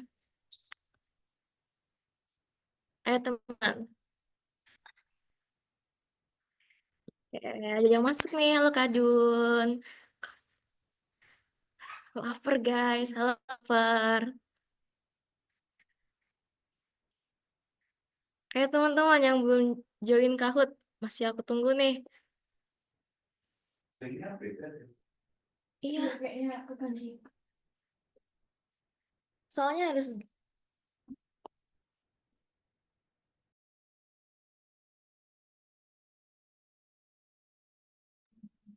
ayo teman-teman, ayo kita segera join. Aku tunggu sampai jam 16.50 ya teman-teman, biar kita nanti bisa langsung lanjut ke sesi selanjutnya.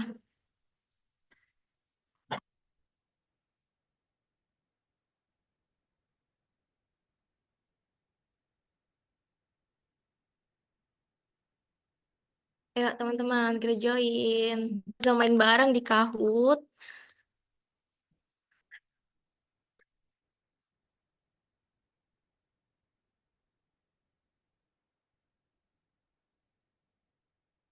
Aku ingin lulus. Semangat ya kak. Oke, ayo teman-teman.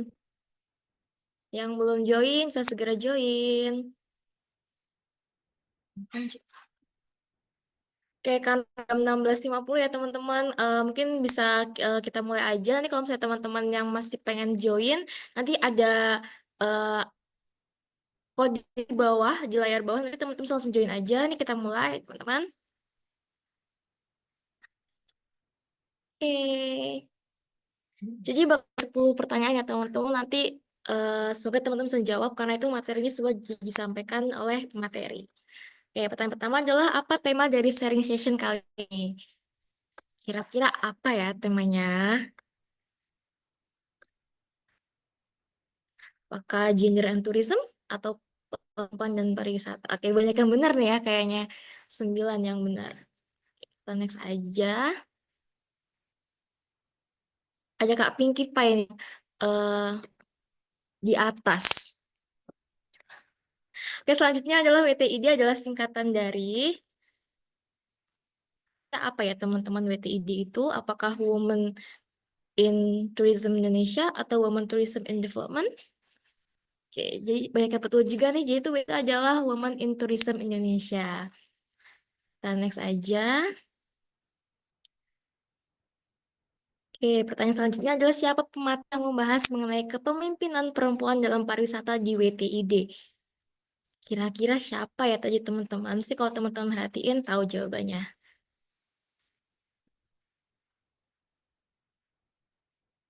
Jadi tadi yang menjadi pemateri di kepemimpinan perempuan itu adalah Kak Holly Melinda. Oke, kita langsung lanjut aja. Pertanyaan keempat, WTID dianggap berhasil beradaptasi pada masa pandemi karena kira-kira karena apa WTID bisa beradaptasi pada masa pandemi? Jadi WTID itu berhasil beradaptasi karena melaksanakan program secara adaptif dan menerapkan kepemimpinan situasional. Kita next ke pertanyaan kelima. Gaya kepemimpinan apa yang digunakan oleh kedua pemimpin WTID dalam melaksanakan program? Kira apa ya gaya kepemimpinannya? Apakah delegating, telling, atau participating, atau selling? Wah, ini merata ya teman-teman. Jadi yang betul adalah selling atau coaching dan participating atau supporting. Selanjutnya, pertanyaan keenam, siapa pemateri yang membahas mengenai kontekstual women leadership di Sembalunina? Kalau tadi PTID, sekarang siapa yang di Sembalunina?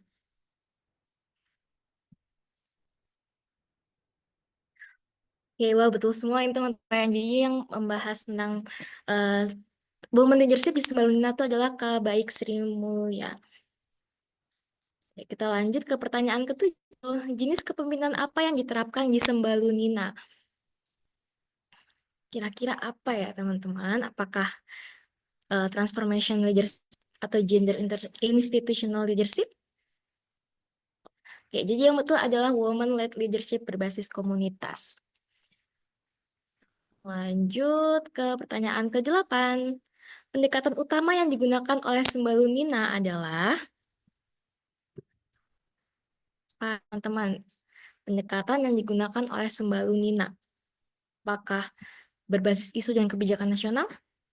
Ternyata yang betul adalah place-based dan bakar dari komunitas lokal. Oke, pertanyaan ke-9. Gaya kepemimpinan apa yang digunakan oleh Sembalunina dalam melaksanakan program? Tadi jadi ada ya di materinya Kak Lia. Kira-kira apa gaya kepemimpinan yang digunakan oleh Sembalunina? Jadi yang betul adalah selling atau coaching. Banyak yang salah ya teman-teman, nggak apa-apa. Kita ada terakhir di sini teman-teman. Pertanyaan terakhir adalah apa saja peran yang dijalankan oleh Sembalunina? Apakah reproduksi dan produksi? Apakah produksi dan komunitas? Atau reproduksi dan komunitas? Kira-kira yang betul apa ya? Ya, yang betul adalah reproduksi, produksi, dan komunitas.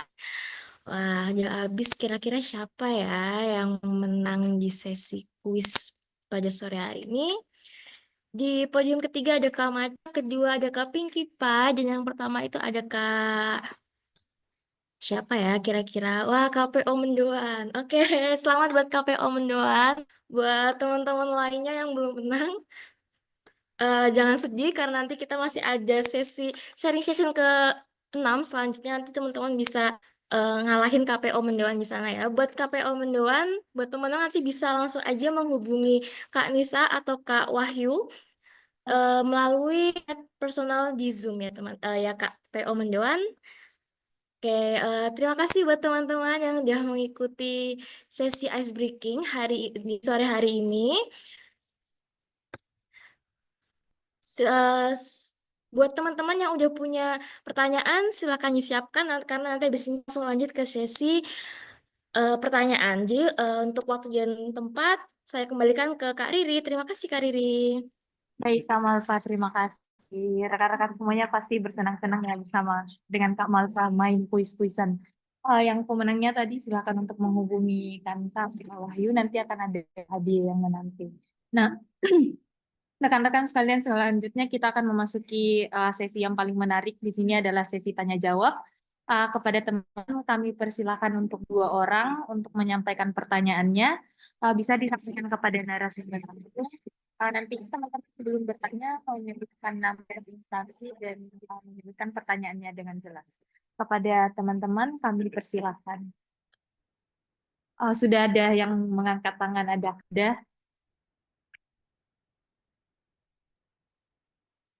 Kepada Karida dipersilakan untuk mengajukan pertanyaannya.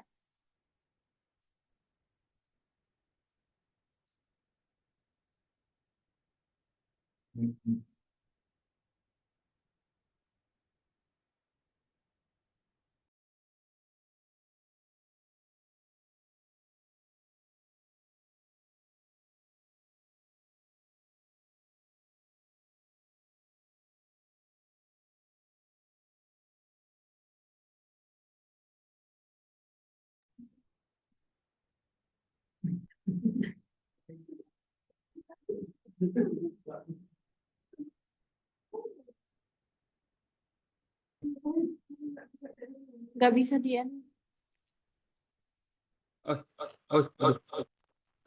Cek. Muka aku nggak kelihatan. Oke. Itu kecil. Mohon maaf ini. Ya, cek. Oke. Semoga terdengar ini audionya keluar dari yang lain, tapi muka saya terlihat di sini ya. Ya, terima kasih atas kesempatannya. Ya, walaupun tadi kami di sini ada di tengah jalan ya, cuman tadi ada insightful sekali tadi dari kedua narasumber kita ya. Saya mohon izin bertanya ini ke Mbak Lia dari Sembalunina ya. Saya Abdul, Mbak Lia gitu. Cita-cita saya memang pengen naik ke Rinjani, namun nampaknya belum sempat untuk ke Rinjani.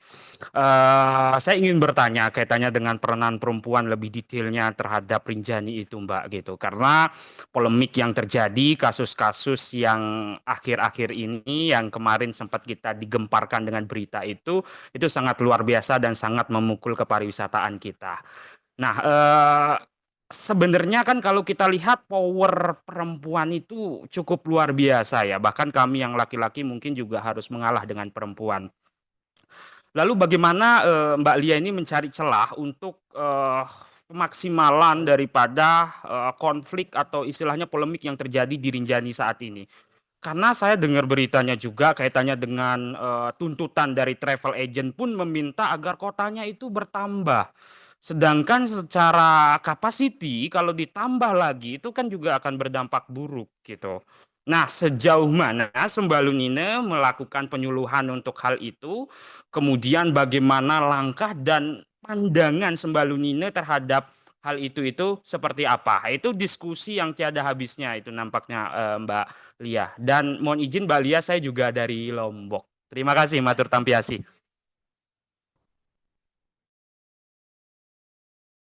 Ini langsung dijawab di mana? Atau mau tunggu pertanyaan berikutnya? Jawab. Langsung jawab ya. Oke, Abdul, kamu dari Lombok mana? Pantas itu nyebutnya Sembalunina, bukan Sembalunina. Saya Lombok Tengah. Desa Ganti, Kecamatan Praia Timur, Mbak. Oh, oke. Iya, sudah adik. Iya, Iya. jadi begini. Awalnya kami ya berpikir ini gimana caranya ya bersihin sungai gitu kan. Gimana caranya biar air di dapur tuh tetap ada.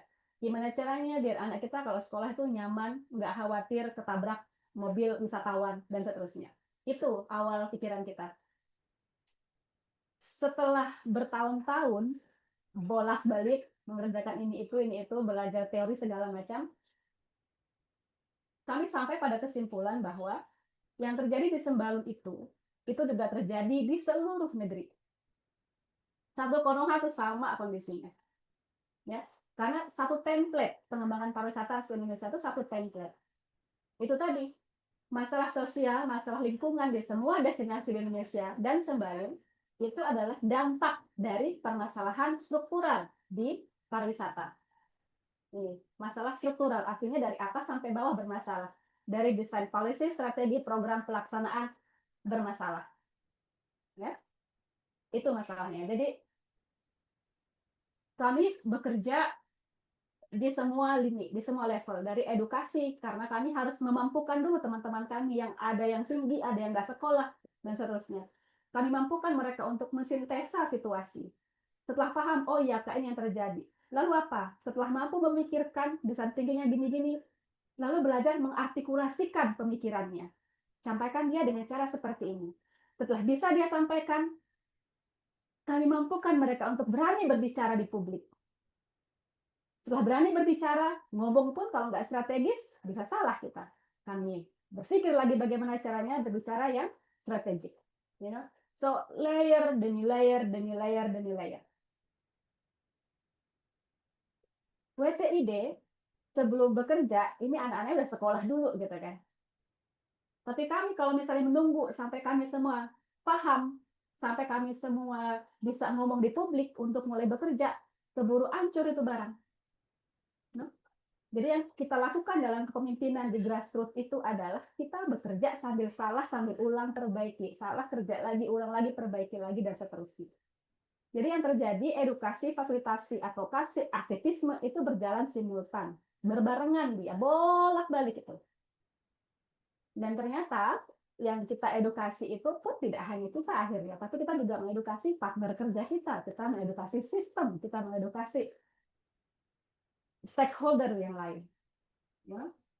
Lalu sekarang bicara tentang Rinjani. Yang terjadi di Rinjani itu adalah hal yang sama yang terjadi di Raja Ampat, di Sangihe, di Labuan Bajo, ya di Wakatobi, semua sama. Itu adalah area-area yang didesain sebagai taman nasional, area konservasi. Tapi kita lihat bagaimana kerusakan-kerusakan sistemik di negara ini dilakukan salah satunya melalui legalisme kriminal, kalau saya bilang ya. Kerusakan-kerusakan yang didesain dan dilegalkan. Kalian bayangkan, Gunung Rinjani itu dikelola dengan sistem zonasi. Jadi semua taman nasional di Indonesia itu dikelola dengan sistem zonasi. Zona inti, zona pemanfaatan, zona apa lagi namanya banyak. Sampai tahun 2023, area Segar Anak itu adalah zona inti, ya kan? Lalu itu Undang-Undang Cipta Kerja itu tahun berapa sih dia ya? Jadi Undang-Undang Cipta Kerja yang disusun didesain berbasis resiko itu membuat perizinan itu menjadi sangat mudah. Artinya dikategorisasi lah itu usaha-usaha itu berdasarkan resiko. Jadi kalau misalnya kayak Indomaret, Alfamart itu resiko rendah, jadi cuma klik-klik OSS jadi gitu kan, nggak masalah dampaknya membunuh berapa UMKM, nggak masalah. Nah, yang dilakukan di pariwisata pun sama. Pariwisata itu dijadikan sebagai money making machine oleh pemerintah kita. Kalian tahu, pasti belajar teorinya kan. Indonesia ini salah satu negara di Asia Tenggara yang menganut menganut konsep pengembangannya itu economic system, artinya pembangunan ekonomi berbasis pariwisata. Di satu sisi kita tahu pariwisata itu adalah satu bidang yang sangat-sangat rentan. Kalian tahu perang di mana kita nggak ada tamu, ya kan, ada penyakit apa kita nggak ada tamu, travel ban. Artinya ini barang nih, pariwisata ini sangat-sangat rentan, tapi terus dipakai jadi tiang perekonomian, kan bahaya sekali pemikirannya pemerintah pusat itu. Nah, bahaya sekali menempatkan pariwisata yang fragile itu sebagai sektor utama economic generation di negara kita. Nah, yang kami tawarkan adalah antitesis dari itu. Pariwisata itu jadi bonus. Tapi sebelum itu, implikasi dari desainnya Jokowi itu menempatkan pariwisata sebagai poros pembangunan, implikasi itu ke banyak hal. Satu, Jokowi memerintahkan semua dinas, semua OPD, semua instansi untuk juga berpikir pariwisata. Padahal kan kita tahu bahayanya, menyuruh orang mengerjakan yang bukan keahliannya. Artinya apa? Kehancuran, kerusakan. Kalian bayangin sampai BI, sampai Dirjen Pembendaharaan, semua disuruh bikin pariwisata. Kan bingung orang. Ya? Itu implikasinya. Yang kedua, ketika akhirnya pariwisata itu didesain jadi poros, semua orang harus mendesain pekerjaan di OPD-nya, centered around how to support tourism, katanya kan. Akhirnya pengalaman kami ketika ada di forum-forum dengan pemerintah, yang terjadi itu adalah semacam ego sektoral, kecemburuan sosial antar OPD. Ini kantornya Holly nih, oh udah kalau ada dispar aman, beres semua. No? Itu. Jadi ngerasanya pariwisata itu segalanya seolah dalam narasi ya, tapi kenyataannya kantor Holly nggak punya duit, guys. So, itu kita ini sering sekali membuat grand design ya, tapi jauh gitu loh antara yang dipikirkan, direncanakan dengan apa yang dikerjakan. Nah, itu implikasi itu tadi.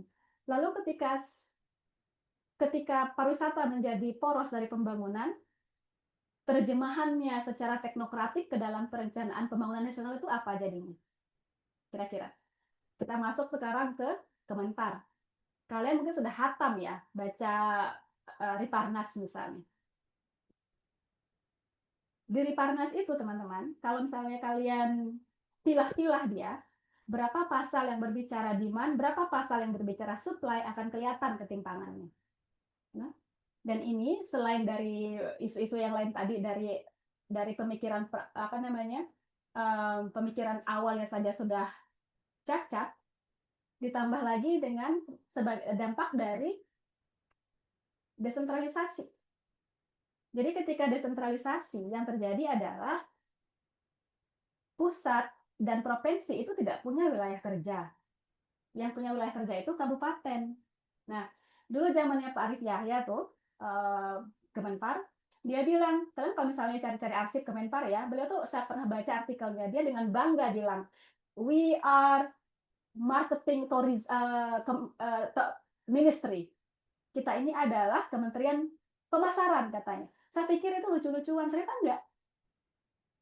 Nah, itu salah satunya dampak dari desentralisasi. Artinya karena nggak punya wilayah kerja, nggak bisa ngomongin destinasi. Ya udah kalau gitu kita ngurusin pasar aja gitu kan. Tapi ketika kementerian di sana yang seharusnya menjadi lembaga yang menyediakan grand design, ya kan, manajemen pariwisata Indonesia nasional, itu lebih banyak memikirkan demand side of tourism, supply-nya terabaikan karena akhirnya di Riparnas pun yang terrefleksikan adalah ini banyakan ngomong demand, promosi pemasaran, penghargaan, standarisasi. Itu urusan demand semua itu. Begitu mau bicara tata kelola, pada bingung, ya kan? Lalu provinsi sebagai perpanjangan tangan pemerintah pusat di daerah pun sama, karena ketika kemarin nih saya ngerjain bareng sama kantornya Holly itu mendraft Ripakap Lombok Timur. Sebagai tenaga ahli, ketika kita mendraft satu peraturan daerah, kita itu harus menyelaraskan desain kita dengan peraturan-peraturan di atasnya, ya kan? Di situ kita lihat, nah di situ ketika Riparnas, Riparda, semuanya berat bicara demand, daerah-daerah lain seluruh Indonesia akhirnya kan ikut, karena harus selaras. Jadi ikut dia dengan petunjuk dari atas itu, akhirnya kabupaten pun mengerjakan demand. Itulah kenapa dari pusat ke provinsi, daerah sampai desa wisata kerjanya promosi semua pariwisata itu. Promosi semua. No? Jadi yang kami identifikasi di awal adalah, oh ini masalah struktural yang terjadi di Sumbawa ini hanya dampak dari gap itu. Nah, sekarang hubungannya dengan Rinjani. Prinsip paradigma pengelolaan pariwisata tadi sebagai penopang ekonomi itu kan diterjemahkan akhirnya menjadi apa? Dari 4 dimensi dalam pengelolaan pariwisata itu, sosial, ekonomi, lingkungan, dan kelembagaan, selalu ekonomi inilah yang menjadi perhatian, menjadi fokus kalian. Lagi-lagi, baca semua dokumen perencanaan ya, kepariwisataan. Di awal tuh keren semua tuh. Mau kalian baca RPJPN, RPJPD, RPJE, apalah semuanya. Di awal analisanya itu 4-4-nya disebut, oh ada masalah ini 1, 2, 3. Nanti terakhir, begitu indikasi program, ada 2 indikasi program. Ada yang tahu? Hanya 2, dan dua-duanya ekonomi. Pasti dah tuh peningkatan jumlah kunjungan dan peningkatan PAD. Tuh.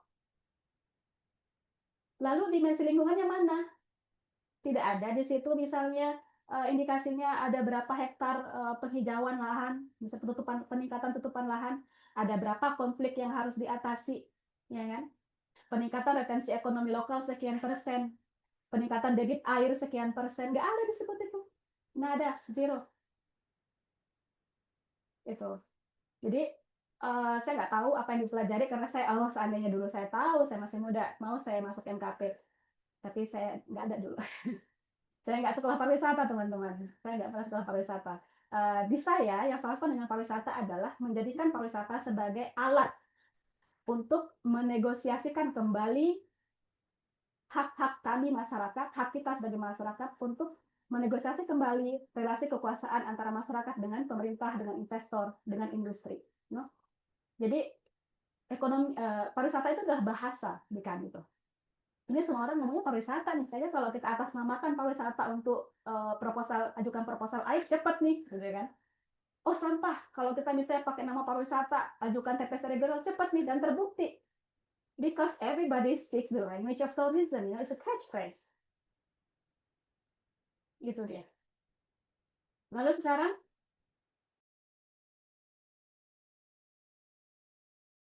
itu tugas utama dari Taman Nasional itu adalah memelihara ekosistem, ya kan?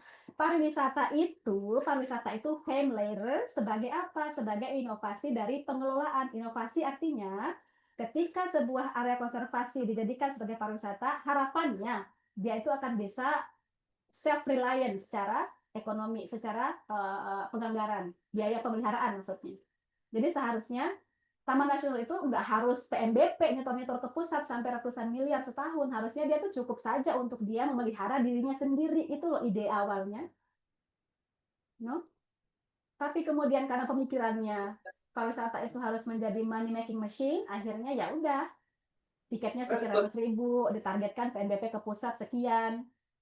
Jadi di sini kita harus selalu bicara trade off, Abdul. Trade off artinya antara ekonomi ekologi ini berat mana, nimbang-nimbang gitu loh. Nah, sekarang Rinjani itu kuotanya 750 orang per hari. Masuk melalui 5 pintu.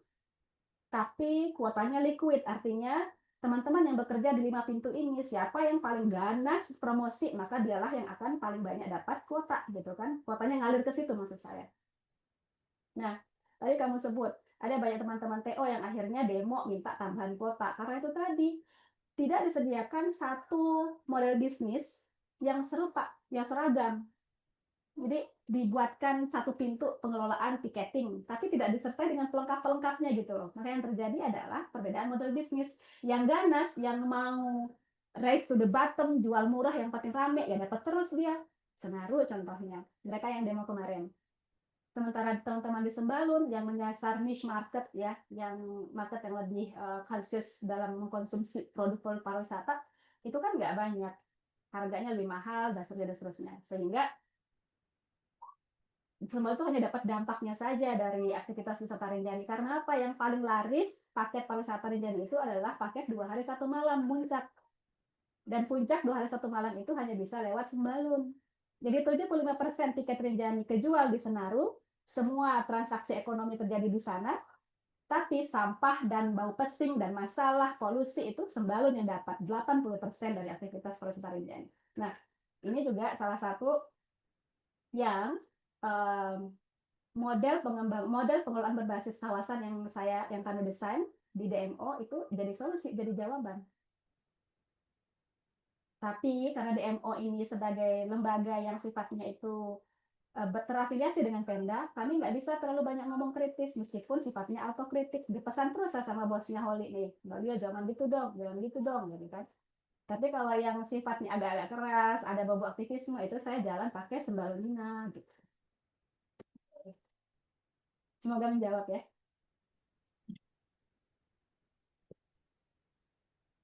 Ya baik, terima kasih kepada Kak Abdul yang sudah menyampaikan pertanyaannya.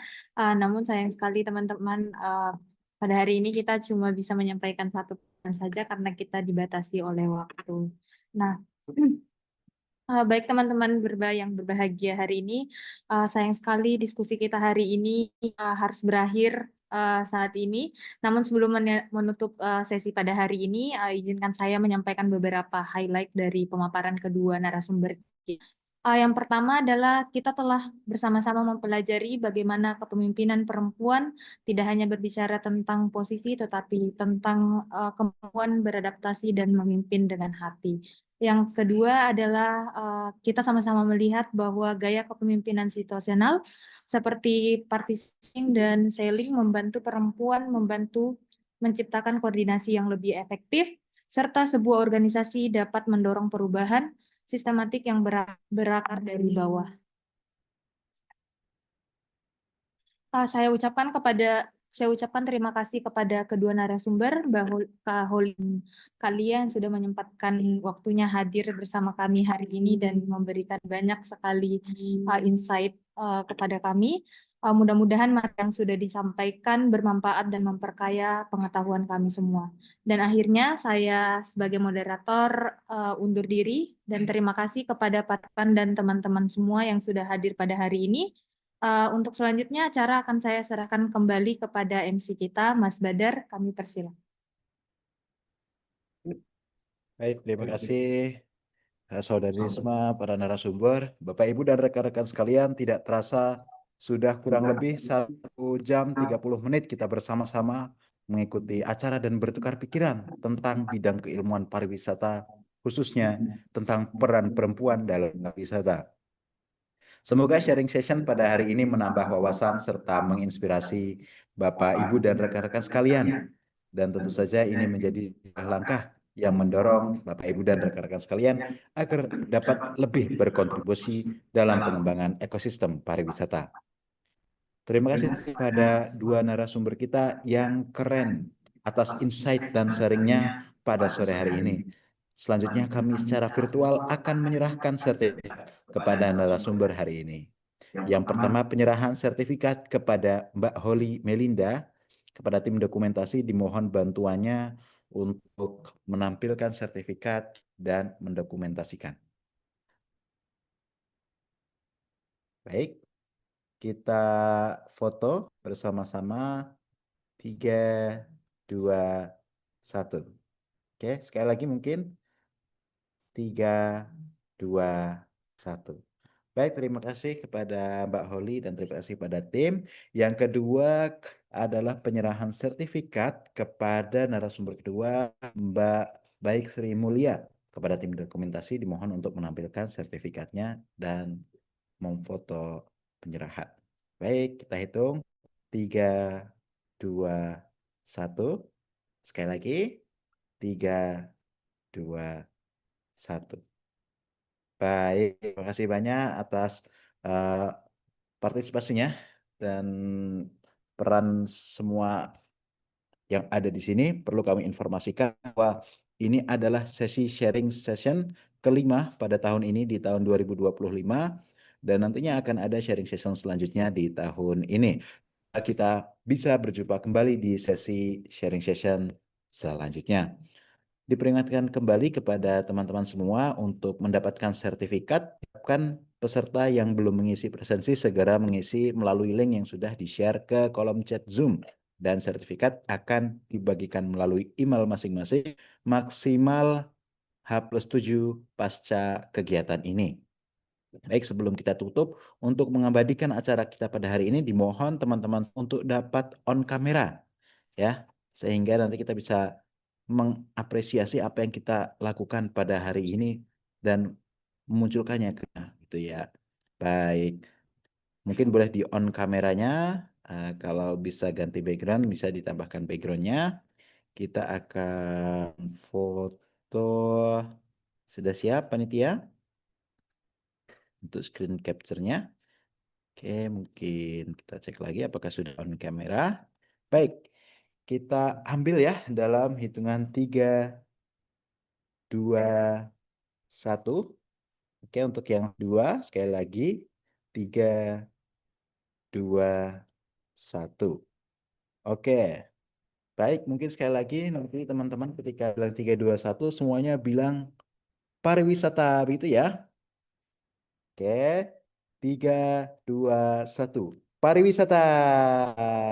Siap, terima kasih teman-teman semua. Sebelum saya menutup acara ini, mengingatkan sekali lagi untuk mengisi daftar hadir dari tautan yang telah di-share di chat box untuk kebutuhan sertifikat yang nanti akan dikirim ke email Bapak, Ibu, dan rekan-rekan sekalian.